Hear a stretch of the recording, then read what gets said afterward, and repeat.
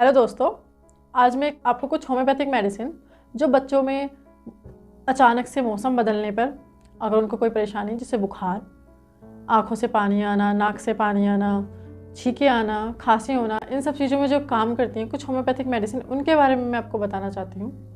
उनमें से पहली मेडिसिन जो कि आर्सेनिक एल्बम, अगर बच्चे को बुखार हो,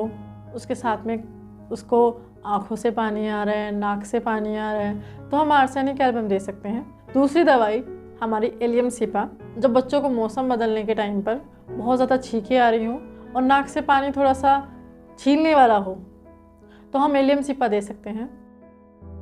पसीना आने के बाद तुरंत नहाने पर, मौसम के बदलने पर और रेनी वेदर में होने की वजह से अगर किसी व्यक्ति को बुखार, खांसी, जुकाम और बदन दर्द की समस्या हो तो रेक्सटॉक्स 30 की 2 बूंदे सुबह, 2 बूंदे शाम समस्या ठीक होने तक लें।